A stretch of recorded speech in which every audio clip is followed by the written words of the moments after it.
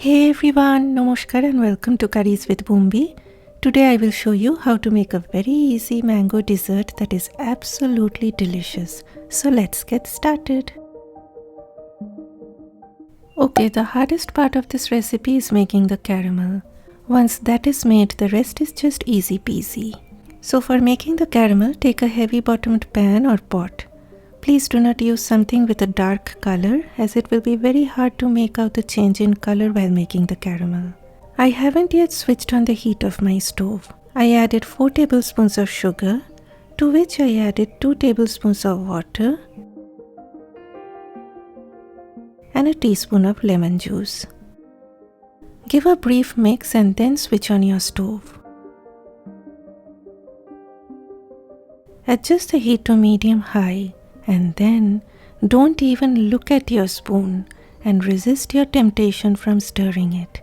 Just keep your hands to yourself and keep on looking at it and stand by its side, because it will be a disaster if you take your attention off it. If you stir it now, then you will initiate crystallization of the sugar, which nobody wants to have. When you start to see that change in color starting to happen, then lower the heat to medium-low. And now, from time to time, you can just gently tilt the pan around for even browning to happen. But remember, no spoons. Reaching the right color is a bit tricky. Too dark a color, your caramel will taste bitter. If the color is too light, then it will taste bland. So when it turns a medium brown like this, immediately switch off your stove or take it off heat if you are using an electric stove. And carefully add a tablespoon of hot water. And guys, please be very careful when doing this, as there will be a lot of splatter.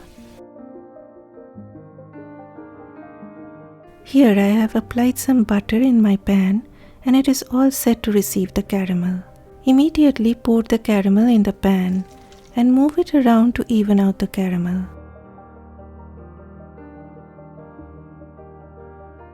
While that cools down, let's put together the custard, and as I said, the hardest part of the recipe is all done.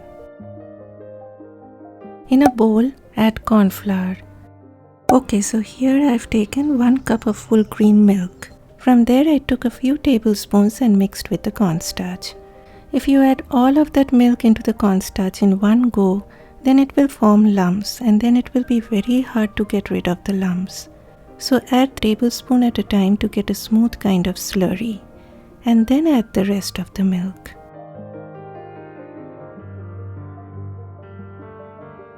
Next I added about 3/4 of a cup of heavy cream.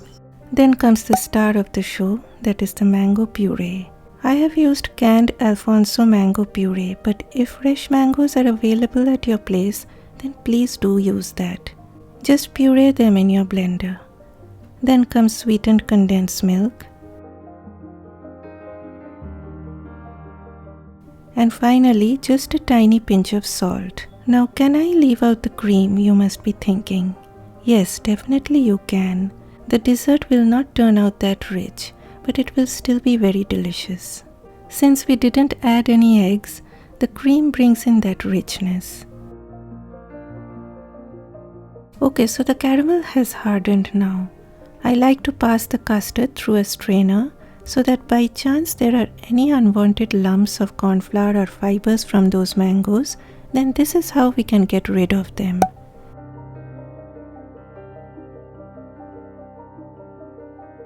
Then if you happen to see any bubbles on top, just run your spoon on top to get rid of them. You can use any type of container of any shape. Next, cover the pan tightly with an aluminum foil.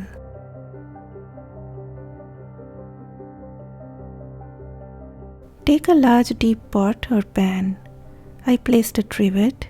Then I poured hot water that I had boiled in my electric kettle. Place the container on the trivet.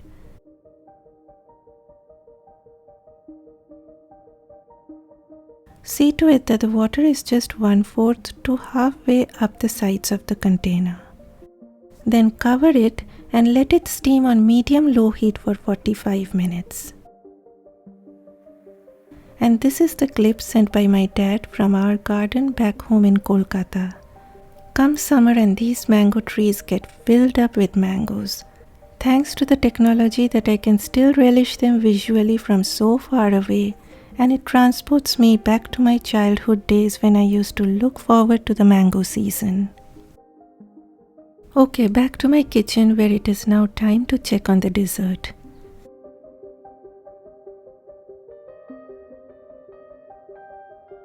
Give a little shaky with a pair of tongs. It may be a little jiggly in the middle, but the sides should look set. And if you insert a skewer, it should look considerably clean, but I always trust the shaky test.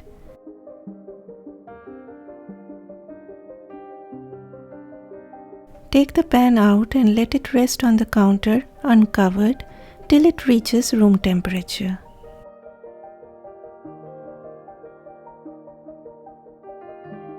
After that, cover it and put it in the refrigerator for a minimum of 6 hours. And if you can resist your temptation, then I would say that it tastes even better the next day.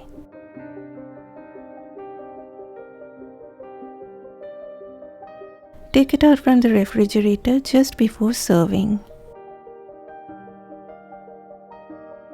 Run a knife all around, and while doing so, you should be able to see the caramel making its way along the sides.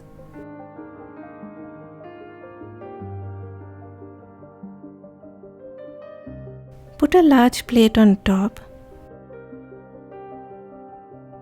Turn and give a gentle tap. It's like knock knock, who's there? And out comes out the dessert with all its gorgeousness.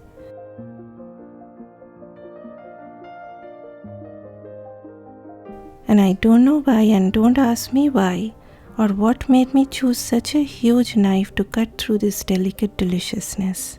Probably with all that excitement of such a beauty in front of my eyes, along with the camera rolling, I had lost my mind for that moment. You can even drizzle some sweetened cream on top or have it as is. Please do try this mango dessert and send me your feedback. As always, your likes and comments inspire me a lot and they help me move on. Bye bye.